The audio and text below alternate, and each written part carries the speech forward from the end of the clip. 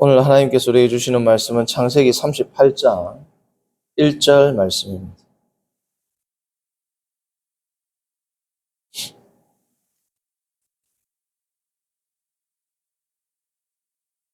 (38장) 1절 함께 합독합니다. 그 후에 유다가 자기 형제들로부터 떠나 내려가서 아둘람 사람 히라와 가까이 하니라. 아멘. 오늘 말씀의 제목은 창세기에 드러난 예수 그리스도의 계보. 창세기에 드러난 예수 그리스도의 계보.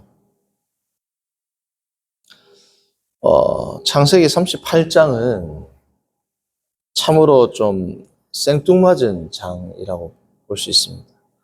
자, 우리가 37장 마지막을 볼까요? 37장은 뭐냐면 지금 요셉이 보디발에게 팔리는 장면으로 끝이 나죠. 37장 마지막. 그 미디안 사람들은 그를 애굽에서 바로의 신하 친위 대장 보디발에게 팔았더라. 그리고 39장 보세요. 39장 1절. 요셉이 이끌려 애굽에 내려가며 바로의 신하 친위 대장 애굽 사람 보디발이 그를 데리고 데려간 이스마엘 사람의 손에서 요셉을 뭐라고요? 딱 연결이 되잖아요. 그렇죠? 근데 38장에 뭐가 나옵니까? 갑자기 유다가 뭐 아둘람골에 내려가 가지고 뭐 아들을 낳았는데 뭐 한 명은 죽고 또 뒤에 계보를 이어냈는데 그 아들은 또 계보를 잇기 싫어 가지고 악한 짓을 하고 하나님 그 아들도 또 죽이고, 그러니까 며느리가 한 명 남았는데 유다는 하나님 백성으로도 있을 수 없는 창기를 찾아가가지고 창기인 줄 알고 잤더니 알고 봤더니 이게 완전히 엉망진창이잖아요. 지금으로 말하면 콩가루 집안인 겁니다. 콩가루 집안. 콩가루 집안 이야기를 왜 갑자기 중간에 넣었냐 이거죠. 사실은 38장이 없는 게 연결이 더 자연스럽죠. 훨씬 자연스럽습니다. 38장은 뭐지? 이렇게 된단 말이에요. 어찌 보면 막 화가 날 수도 있습니다. 이스라엘 백성들은. 메시아가 유다 지파에서 온다고 하셨는데 유다 지파의 유다가 뭐야? 이런 사람이야? 이렇게 되는 거예요. 가문의 영광이 아니라 가문에 완전히 수치되는 일이 중간에 떡하니 나왔단 말이죠. 그것도 약간 있는 듯 없는 듯 뭐 한 절로 써내려간 것도 아니고 너무 디테일하게. 마치 이런 것 같습니다. 우리가 영화를 보다가 막 클라이막스 주인공이 포로로 잡혀갔어요. 와 하는데 뭐야? 다음 이 시간에 그 광고가 나와. 너무 뻥치잖아요. 그죠? 다음 이 시간에 광고 나왔다가, 요즘에는 영화 하다가 중간에 집에서 보는 TV에서 보는 경우에는 보다가 광고 나왔다가 다시 보고 이렇게 하잖아요. 그런 거란 말이죠. 너무 이게 뭐 너무 안 맞단 말이죠. 자, 그런데 성경에서는 이렇게 너무 의외의 본문 혹은 의외의 문장, 의외의 표현이 나오면 그게 뭐야? 중요한 거다라는 거, 중요한 거. 이것을 대하는 당시의 독자들, 청자들 혹은 지금 성경을 읽는 성도들은 유의해서 보십시오. 이런 의미입니다. 자, 그러면 38장이 지니는 신학적 의의는 뭐겠습니까? 그게 이제 오늘 설교의 제목과 관계가 있습니다. 오늘 설교의 제목이 뭐라고요? 예수 그리스도의 계보입니다. 특별히 창세기 37장, 38장 이 사이에서 37장과 38장에서 드러난 예수 그리스도의 계보입니다. 실제로 유대인 랍비들은 예수 그리스도의 계보를 이중적으로 봅니다. 그러니까 예수 그리스도가 왕이자 제사장으로 오잖아요. 그래서 우리는 멜기세덱의 반차를 따라오신 예수 그리스도, 다윗의 계보로 오신 예수 그리스도 이렇게 보는데, 유대인들에는 어떤 또 전통이 있냐면 유다의 지파로 오시면서 요셉의 기울로 온다라는 그러한 해석들이 있습니다. 왜냐하면 요셉의 축복이 엄청났지 않습니까? 야곱이 요셉을 축복할 때. 자, 그런데 그러한 해석이 성경을 완전히 벗어난 그러한 해석은 아닙니다. 그러니까 예수님께서 요셉의 모습으로 왔다까지는 아니지만, 자, 예수님의 계보에서 혈통적 계보는 유다 지파죠. 근데 참 공교롭게도 예수 그리스도의 아버지의 이름이 뭡니까? 요셉이죠, 요셉. 성경은 우연이 없습니다. 그렇죠?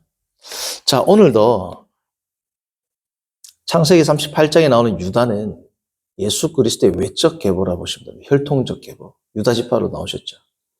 예수 그리스도의 내면적 계보는 외적으로는 유다 지파를 흐르는데 그 정신, 그 예수 그리스도의 성품이라든지 그러한 내면적인 계보는 누구의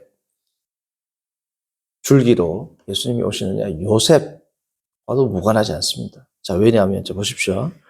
창세기 37장 25절 봅니다. 자, 먼저 25절 전에, 자, 예수 그리스도가 아버지로부터 형제들에게 보냄을 받아야 안 받아요? 우리가 다 예수 그리스도의 형제들이 되는 거죠. 왜요? 예수님이 맏아들이 되고, 우리가 하나님의 양자로 입양이 되었죠. 크게 보면 가족적인, 사회학적 구조로 본다면 예수 그리스도가 우리의 형제가 됩니까? 안 됩니까? 형제가 되죠. 자, 그러니까, 하나님 아버지로부터 형제들에게 보냄을 받은 자가 누구예요? 예수 그리스도입니다. 자, 요셉이 아버지로부터 형들에게 보냄을 받아야 안 받아요? 맞죠? 어디 있는지 한번 찾아봐라. 근데 형제들에게 어떻게 거절당하고 구덩이에 빠져가지고 죽은 자와 같이 팔려갑니다. 그렇죠? 은 20에.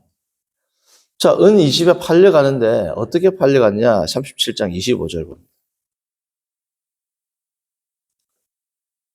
그들이 앉아 음식을 먹다가 눈을 들어 본즉 한 무리의 이스마엘 사람들이 길르앗에서 오는데 그 낙타들의 향품과 유향과 모략을 싣고 애굽으로 내려가는 거죠. 이스마엘 사람은 동편입니다. 동편. 동방박사와 같이 예루살렘에서 볼 때. 자, 그러니까 요셉이 지금 팔려가는 것과 예수 그리스도가 또 나중에 예수 그리스도를 맞으러 오는 것, 여러 가지가 뭐야? 이게 중첩되는 것들이 있단 말이죠. 자, 그리고 요셉은 형제들에게 팔렸고, 그리고 요셉이 총리 가장 높은 곳으로 올라가기 전에 무슨 일이 있습니까? 가장 낮은 곳으로 팔려가지고 추락합니다.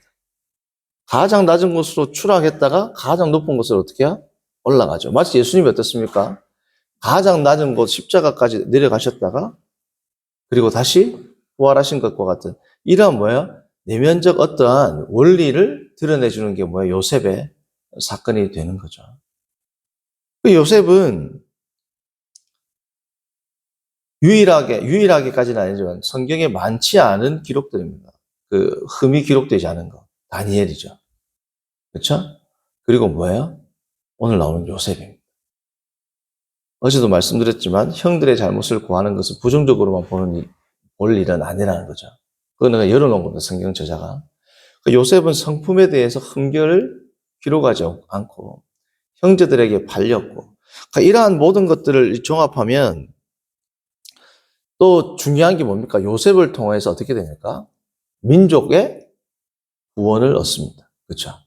큰 흉년 때에 어때요? 모든 가족들이 애굽으로 내려와서 살게 되죠.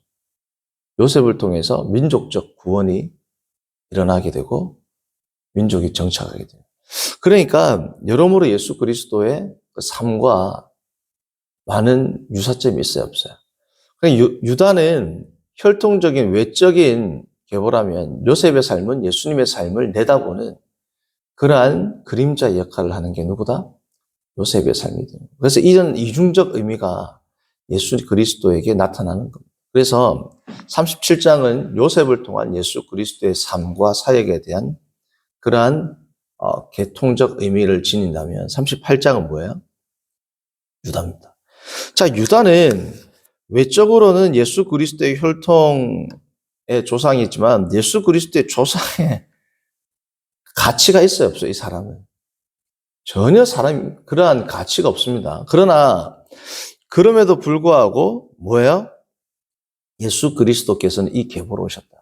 이것 자체가 은혜죠. 자, 요셉 이야기와 유다 이야기를 완전히 대비시키면서 37장과 38장이 완전히 대비시키죠. 자, 그래서 어떤 겁니까? 선한 요셉, 의로운 요셉. 그러나 뭐예요? 추악한 유다. 그러니까 예수 그리스도의 무죄하고 의로우시고 선한 어린 양과 같은 예수 그리스도께서 온 인류의 죄악을 담당하는 추악한 인간상을 보여주는, 사실 38장보다도 더 가정하고 우리로 하여금 역겹게 느껴지는 본문도 많지 않아요, 성경에서.